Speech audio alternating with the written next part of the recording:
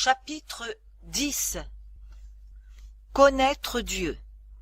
Nombreux sont les moyens dont Dieu se sert pour se révéler à nous et nous faire entrer dans sa communion. La nature parle sans cesse à nos sens.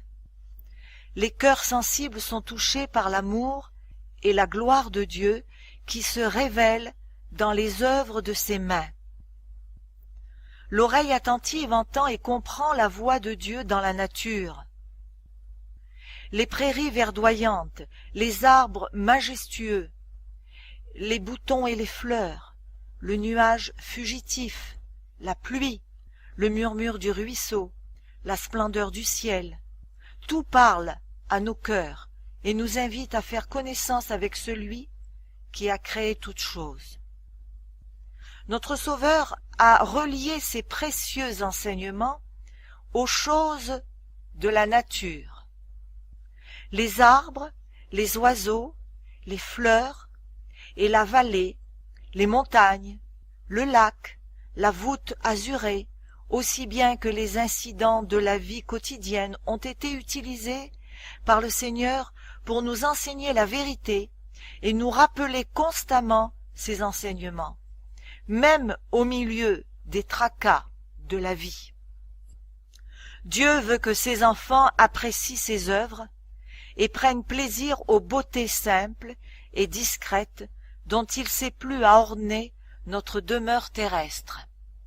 Il aime ce qui est beau, mais il affectionne par-dessus tout la beauté du caractère, et il désire que nous cultivions la pureté et la simplicité, les vertus modestes reflétées par les fleurs. Pour peu que nous ouvrions les yeux, les œuvres de Dieu nous donneront des leçons précieuses d'obéissance et de confiance. Depuis les étoiles, qui suivent de siècle en siècle dans l'espace infini leur sentier invisible, jusqu'à l'atome imperceptible, la nature obéit à la volonté du Créateur. Et Dieu prend soin de tout ce qu'il a créé. Celui qui soutient les mondes innombrables dont il lui a plu de parsemer l'immensité, s'occupe en même temps du petit passereau qui fait entendre son humble chant. Quand les hommes se rendent à leur travail quotidien, quand ils prient, quand ils se couchent le soir et quand ils se lèvent le matin, quand le riche donne des festins dans son palais, ou quand le pauvre rassemble sa famille autour de son frugal repas, toujours et partout notre Père céleste veille avec tendresse sur ses créatures. Il ne coule pas de larmes qui échappent à son regard, il n'est pas de sourire qu'il ne remarque. Si nous voulions croire en lui, que d'angoisses inutiles pourraient nous être épargnées. Notre vie ne serait pas une suite de désappointements.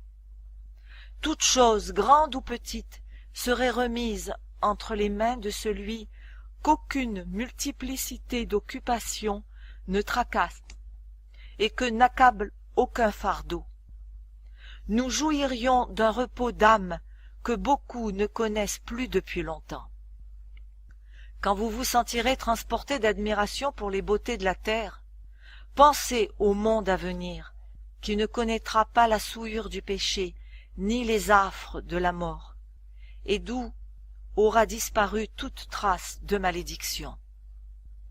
Représentez-vous la demeure des élus, et souvenez-vous qu'elle sera infiniment supérieure à tout ce que votre imagination peut concevoir de plus beau. Les splendeurs de la nature ne sont qu'un faible reflet de sa gloire. Il est écrit: ce sont des choses que l'œil n'a point vues, que l'oreille n'a point entendues, et qui ne sont point montées au cœur de l'homme, des choses que Dieu a préparées pour ceux qui l'aiment. Dieu nous les a révélées par l'Esprit. 1 Corinthiens 2, verset 9. Le poète et le naturaliste peuvent nous parler de la création, mais c'est le chrétien qui peut le mieux en apprécier les richesses, parce qu'il y reconnaît l'œuvre de son Père, et que dans une fleur, dans une plante, dans un arbre, il voit des preuves de son amour. Nul ne peut apprécier à leur juste valeur les montagnes et les vallées, les fleuves et les mers, s'il ne les considère comme l'expression de l'amour de Dieu envers les hommes.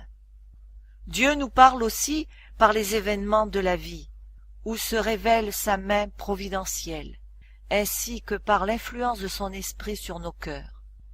Si ceux-ci sont ouverts pour les discerner, nous retirerions de précieux enseignements des circonstances et des changements qui se produisent chaque jour autour de nous.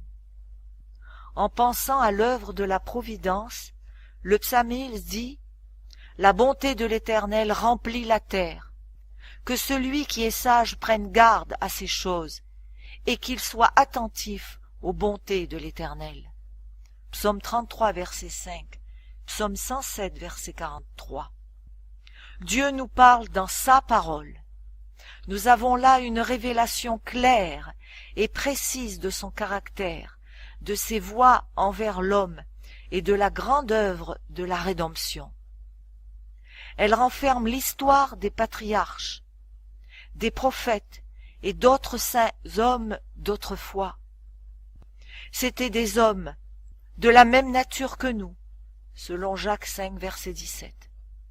Ils ont lutté, succombé à la tentation tout comme nous, mais ils reprirent courage, et par la grâce de Dieu, ils vainquirent.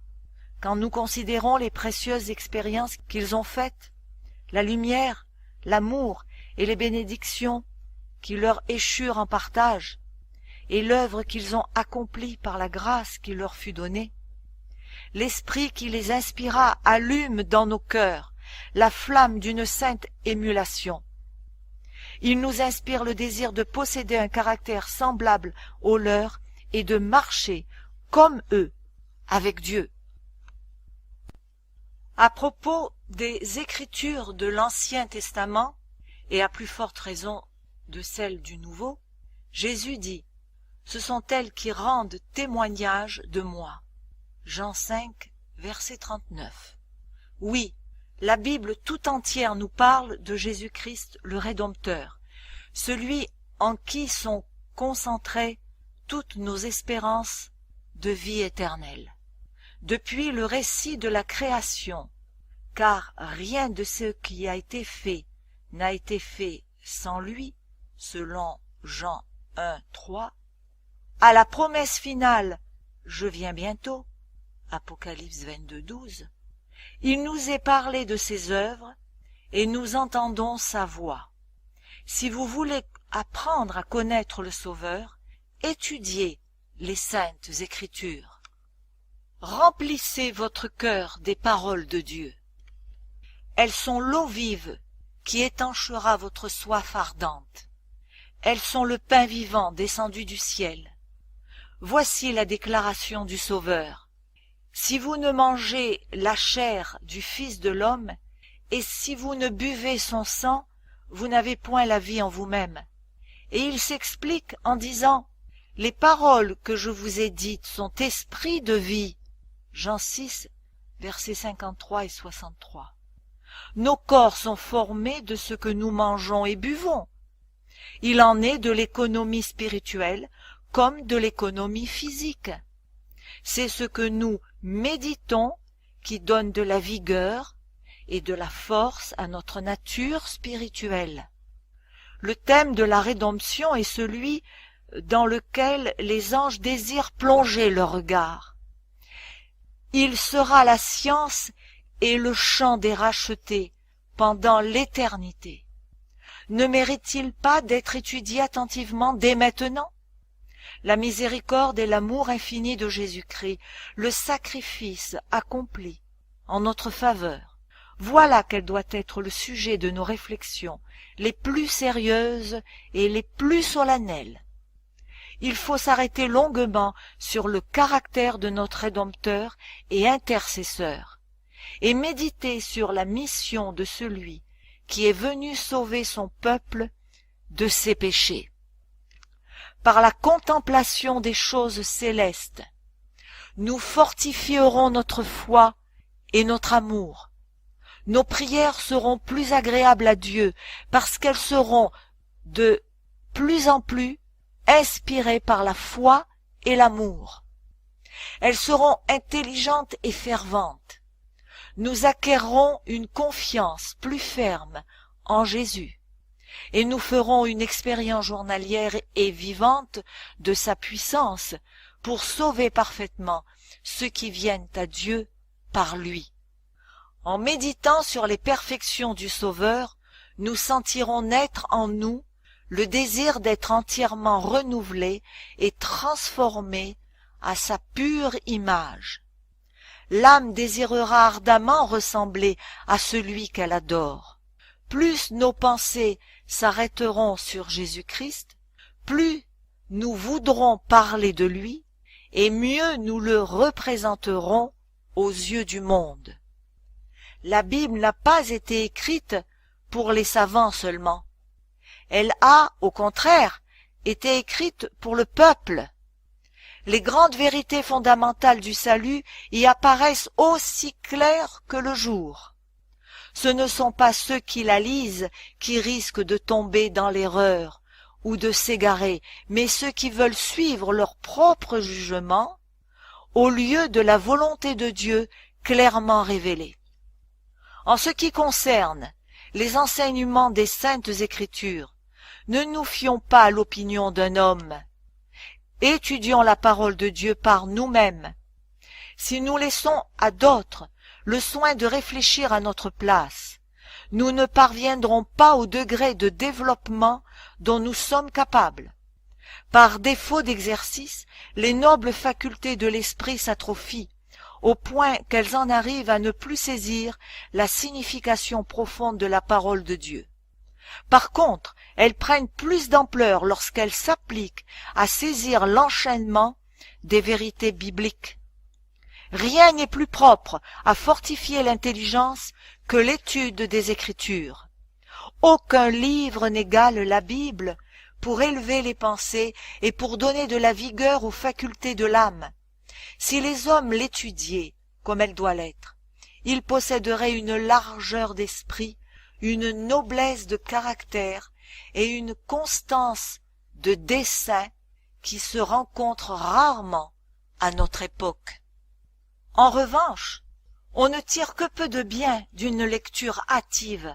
On peut lire la Bible tout entière sans en apercevoir les beautés et sans en comprendre la signification profonde qui reste cachée au lecteur superficiel. Un passage étudié et médité jusqu'à ce qu'on en ait bien saisi la signification et les rapports avec le plan du salut vaut mieux que la lecture de plusieurs chapitres, faite sans but arrêté et sans qu'on en ait tiré aucun enseignement positif. Ayez toujours votre Bible avec vous. Lisez-la chaque fois que vous en avez l'occasion. Gravez-en les passages dans votre mémoire. Tout en marchant dans la rue, vous pouvez en lire un verset, le méditer, le fixer ainsi dans votre esprit. La sagesse ne s'acquiert que par une attention soutenue et par l'étude faite avec prière. Il est des portions des Écritures qui sont trop claires pour n'être pas comprises, mais il en est d'autres dont la signification n'est pas facile à saisir.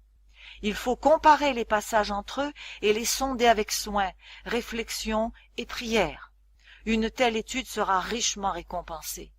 De même que le mineur, en creusant la terre, découvre des filons du précieux métal, ainsi celui qui sonde avec persévérance la parole de Dieu, comme un trésor caché, y trouve des vérités de la plus grande valeur qui échappent au regard du chercheur négligent. Les paroles de l'inspiration serrées dans le cœur sont comme des cours d'eau jaillissant de la source de la vie. Il ne faut jamais s'adonner à l'étude de la Bible sans prier. Avant d'ouvrir ces pages, il faut demander l'illumination du Saint-Esprit, et elle nous sera accordée. Quand Nathanaël vint à Jésus, le Sauveur déclara « Voici vraiment un Israélite, dans lequel il n'y a point de fraude. » Nathanaël lui demanda « D'où me connais-tu » Avant que Philippe t'appelât, lui répondit Jésus, quand tu étais sous le figuier, je t'ai vu. Jean 1, 47-48. Jésus nous verra aussi en prière, dans le secret de notre chambre, lui demandant de nous révéler sa vérité. Les anges seront avec ceux qui recherchent humblement la lumière divine. Le Saint-Esprit exale et glorifie le Sauveur.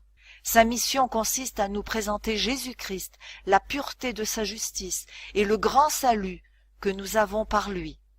Il prendra ce qui est à moi et vous l'annoncera. Jean 16, 14, dit Jésus. L'Esprit de vérité est seul à même d'enseigner la vérité divine. Quelle n'est pas la valeur attachée à la famille humaine par un Dieu qui livre pour elle son Fils à la mort et qui donne à l'homme son Saint-Esprit comme instructeur et comme guide permanent.